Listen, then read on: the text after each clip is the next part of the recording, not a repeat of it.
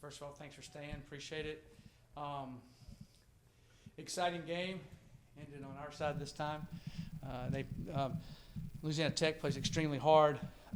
They're a very physical football team, and it was our kids played extremely hard the entire time. I give kudos to our coaching staff and everything there. I thought that the kids came back resilient from last week's heartbreaker, and so we just told them I kept telling them, get up. They said, I just said, get up. That's what you got to do in life, right? You get knocked down, and you just got to get up. And I think it's a great life lesson, and we got to keep doing that. So we'll have a couple days off, and then getting ready to play the best group of 5 team in the country. So, but we're excited about this one for sure, and excited about the response of our young men and our coaching staff. So I'll take any questions at this time. Coach, Keon took some big hits actually there in the first half. Can you assess his performance, and how is he able to absorb that punishment and come back? Yeah, he did really well absorbing the punishment. One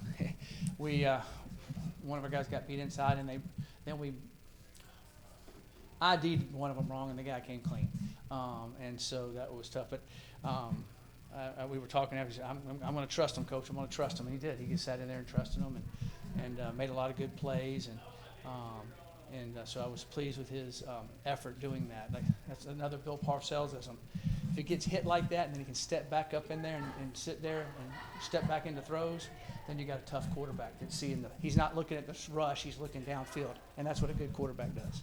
What was the initial reaction when he kind of saw him take that second and not get up? I was like, crud. I said, and we get out there and he's telling me, I'm okay, let me up. I said, well, just wait a second. And I said, okay, then I felt good because he was telling Trace, let me up. And well, let's make sure you're all right. I'm okay.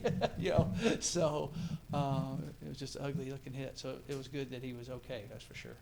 And then I thought Amari went in, made a good throw for us, and then we got a drive. We went down and scored on that drive. So it was good. Yeah, I was going to ask you about that. How'd that make you feel? Made me feel really good. I mean, that showed you the resilience of Amari going in there, threw it on the first, made a good throw catch, and then he came out, and Kewan went back. I mean, that was awesome. That was really awesome. Talk about your defense, shutting them out in the first half, and then just allowing 10 in the second. Yeah, they played really well. We worked on some things we messed up last week, kind of changed up a few things we were doing defensively to help us a little bit in that area and able to disguise a little bit better pre-snap. And the kids did an excellent job with it, and defensive coaching staff did a great job with them on that for sure. Coach, how did the defense prepare for the uncertainty at the quarterback position for Louisiana Tech? It was Evan Bullock who started. Did you guys kind of think that would happen? We thought both of them would probably play. That was our thought process because they've been doing that in most of the games. But they don't really change their offense at all. I mean, he keeps doing the same things he's done. He's been a very successful offensive coordinator, so he's just kind of sticking with what he does. And we didn't think they would deviate too far from it with a redshirt freshman quarterback. And I thought their quarterback made some nice plays, and then I thought we were able to really harass him a lot. We didn't get him on the ground as many times as we'd like. We were right there, but we were able to harass him and make him feel uncomfortable. Coach, after struggling to stop Monmouth last week on 4th down, today Louisiana Tech was 1 for 3, including that goal line stand, and the 4th down stop to pretty much end the game. Just what do you thought about that? Yeah, well, last week Monmouth made some good plays. We were right there on some of them. Some of them we needed to play a little bit tighter coverage, which we work on, and so the kids responded to that today, which was really good. The goal line stand was awesome. I mean, that doesn't happen very often. They get the ball at the 1 yard line, right, and they can't get in. The toughness and the effort of I give a lot of credit to that to Noel Durfee and our D-line coaches. The pad leverage and then the strength of our D-line. We couldn't have done that before. We wouldn't have the strength. We got the strength now there. We got some powerful young men in there, and then they were able to do that. So that was a big deal. And they played their techniques right and wrapped up and knocked the guy back. And so that was a lot of fun. And then getting the ball off the goal line was gigantic. And so that was all the sprint out pass that Kewan made. Was running, got all the guys to flow, and just darted it back across over here. That's hard to do, especially throwing back across your shoulder. And you don't want to do that often because that's a bad habit sometimes. But it was close enough that he could just dart it there, and that was a huge play. Talk a little bit about. I think this is the first time you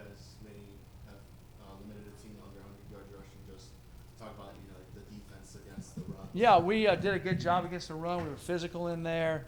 We were fitting it up good, and our D linemen were able to keep those guys fresher. So I thought that we did a good job. We tackled better. They had good running backs. We tackled them better than we did last week. And last week's running backs were good. I knew they were good. I knew the receivers were good. I knew the quarterback could throw it. They shouldn't have done that to us, but that's what happened. But our kids bounced back. What was with Flex, his performance, but also what did you think of his decision to slide there? Would it have been any harm if he ran that in? Or Yes, it would have. We gave him a chance to score and kick an onside kick or something. We work that all the time. So that's a very unselfish thing by his part. Really good. I tell you, I got a tear in my eye. I saw the old Flex tonight, and it was fun to see him overcome that barrier. And he's been overcoming it, but tonight he broke through it. And when you see a young man do that, that's not only his athletic ability, but it's mainly his character, his core, his soul, his commitment to team, and his love of the game. And he inspired us tonight, and that was just awesome. It was awesome. What was the message to the defense throughout the week, after what happened against Monmouth? Get up. Today's a great day. Saturday's going to be a great day.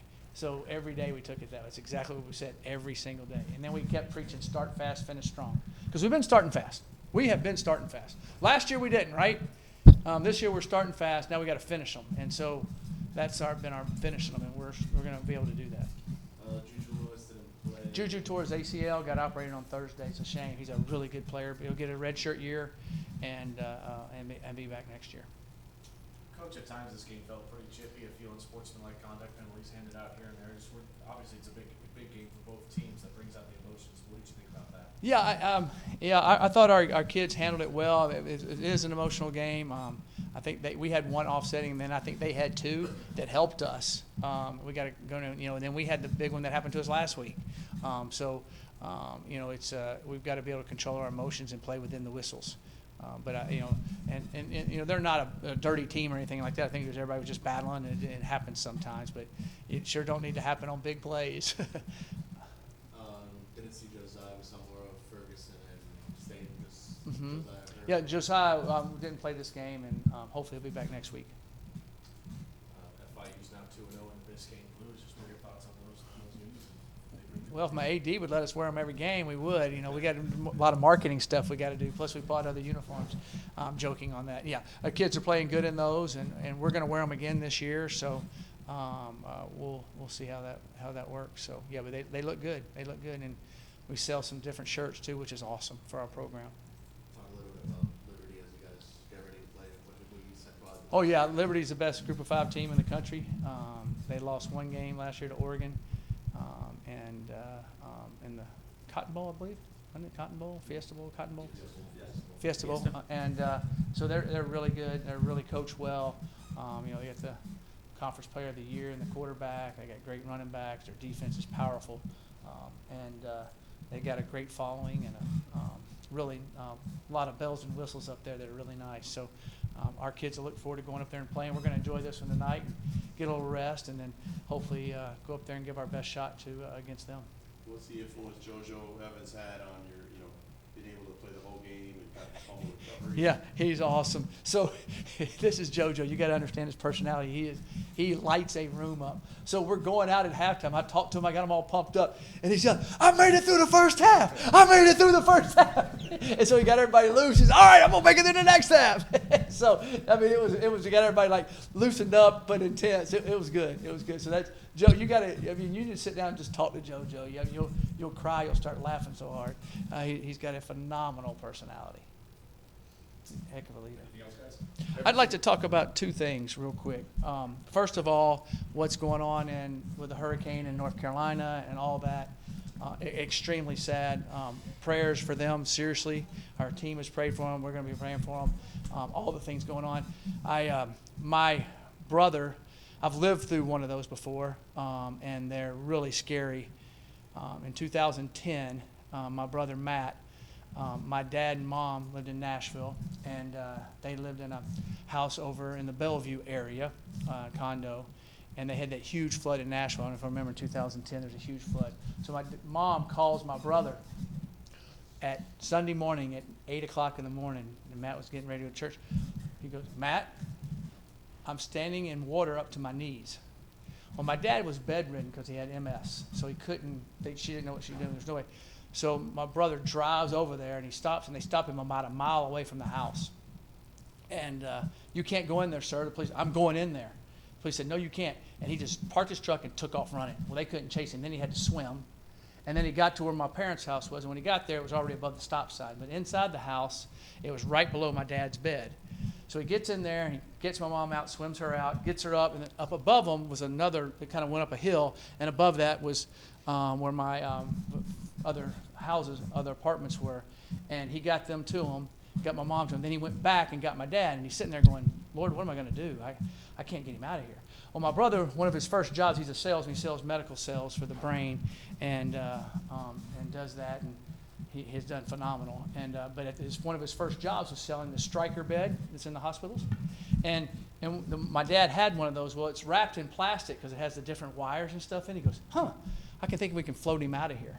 So he just said, Lord, what am I going to do? And about that time, a guy comes around the corner and says, is George MacIntyre down here? And the guy goes, y'all kind of like this. He goes, I used to follow him when he was a head coach at Vanderbilt. I worked for Channel 4 or whatever it was, and I did the video, and I heard Coach MacIntyre was down here in trouble because there were people up here. We had a video. It came down, and sure enough, he helped my brother, and they floated my dad out and up and saved his life. So those things are just so scary. And so I'm just, my heart goes out to them. And also, I push for this, and I'm going to keep pushing for it. I think with all the new rules coming in and what's going on in college football, what you've seen happen this week, I think every player should get 5 years. There is no redshirt year. You play 5 years. There's not a 4-game deal, so you don't have all these guys opting out, so you can have your team for the whole time. You can work. You need to have 5 years. If you get injured and miss under 6 games in a year, get your year back. But you have 5 years to play 5 years. And it'll stop a lot of all the junk that's going on that you see going all over the country, because I don't want to play past my 4th game, or I'm going to transfer because I'm not getting to play as much, or I'm getting more NIL money from another school.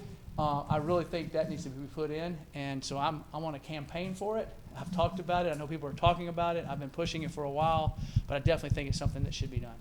Because when they cut down our roster sizes, as you're reading, we also need our full roster. We need to be able to play everybody with injuries and different things, and kids don't need to opt out after 4 games and do that. I mean, I couldn't believe some of the ones I've read and seen in the paper where teams are doing phenomenal and star players are opting out. And so that's just, I don't think anybody meant that to happen that way. So, all right. Any other questions?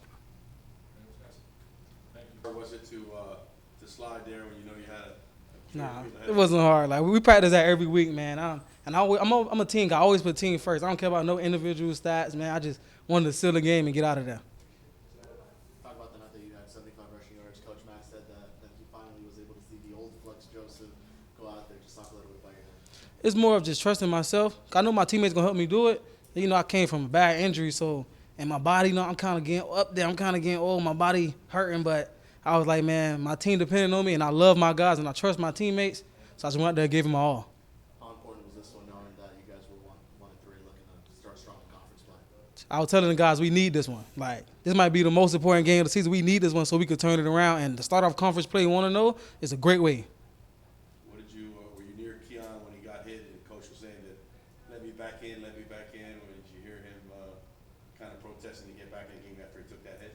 Yeah, he from Miami Central. We hard body over there. So, but coach had to make sure he was all right. We took him out for one play, but he a very tough kid, and Keon, that's my boy. So I was right. I was like, Coach, put him back in. But safety first. Talk about what the defense did tonight, shutting them out in the first half. Great. Our defense been balling. I told him after the game, I'm like, y'all won that game for us, man. Because without y'all, if they don't score, they don't win. And our defense, they work hard every day. So for them to see it translate on game day, it was a wonderful sight. What was the message to the team, after what happened against Monmouth going into this week? Just trust. Trust the coaches, trust the man next to you, and trust in your own ability. We put in all this work from spring, and you don't want to let that go to waste. So it was just trust and believe, grit. That been our motto all year. So it's just trust and take that extra mile. Heading into this game, what did you see from Louisiana Tech's rush defense that you took advantage of specifically today? Oh no, there was a great defense. They came in the number one defense in the conference, so we know we couldn't take them lightly. We couldn't overlook anything. So my mindset was like, run the ball like it's my last carry. Keyshawn Owens also had a phenomenal game, 51 yards and 14 carries. Just we'll talk about you and that duo between you and You know, we grew up together, we played together, so we feed off each other. Like I see him do a big run, hey, great job, but it's my turn to go get one. He see me do a big run, oh, great job, his turn to get one. So we that duo, we feed off each other, and we compete each and every day in practice. Talk about Liberty a little bit as you guys go into a bye week, but still big game against Liberty. Yeah, they're a great team, you know. But we got to put that work in. It's a great thing we got those extra days to rest and study them, but it's going to be a hell of a game. Does it feel any different during the week when you're coming into a game where you know you're going to get a ton of carries, where KJ's going to get a ton of carries in that inside zone all day long? Yeah, it feels good, but end of the day, we got a great passing attack, so our mindset as running backs, whatever chance you get, make the most of it. When we got play actions, make it the best fake you ever did in your life. Because at the end of the day, if we score, we win. So it's like we really don't care about our accolades, more of team accolades. So 2-0 in Biscayne Blues. Mhm. Maybe a little luck to those jerseys. yeah, we might need to wear them every game. Anything else, guys? Thanks, Flex. Thank you. Have a good one. Flex. All right, Travion, 14 total tackles. Just what was working for you tonight against Wild Tech? Tonight, to be able to get those 14 tackles, really just the preparation of this week, and that's just listening to Coach Matt. He asking us and telling us, like, get up. Just because the previous weeks, it wasn't going how we planned, so we just made it up in our mind, like, we going to win, we going to prepare, watch film, put in extra time, and just fly around tonight. What was the message throughout the week after giving up 500-plus yards of total offense to just giving up under 200? Everyone was just taking in what Coach Matt was saying, as I stated before, get up and start fast, finish strong, just fly around, pretty much. What stood out to you about Louisiana Tech's offense early on in the game? Something that stood out is just how different formations, certain things to look for, such as how they run the screen and who's lined up where. That's pretty much it that I could think of. As a team, what was working for you guys in that first half? I mean, shutting them out and then only allowing 10 points. I feel like as a team, what was working, everyone just staying positive.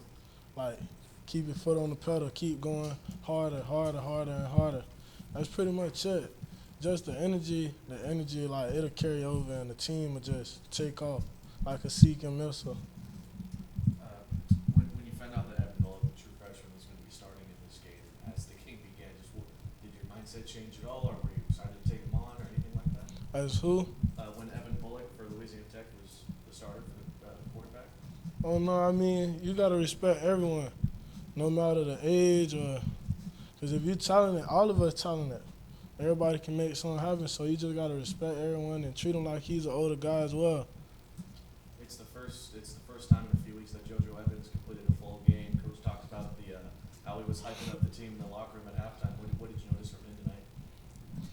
With him being there, we was joking the whole time. We like, I finally get to finish one with you. We just on the field laughing, playing around, and I just feel like that helped us keep going. Just being able to see him smile and get through a whole game, it really meant a lot for us.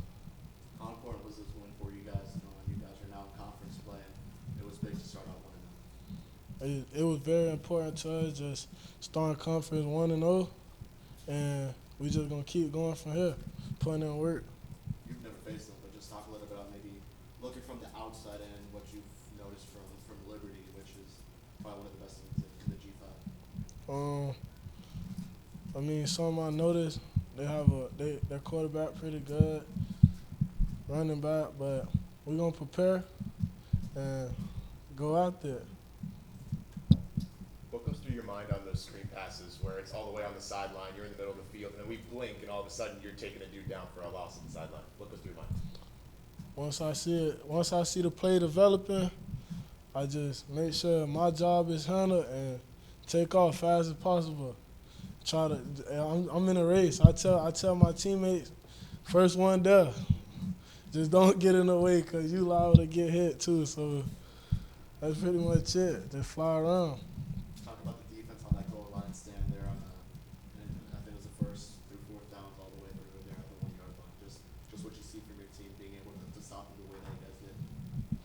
something I see is just grit.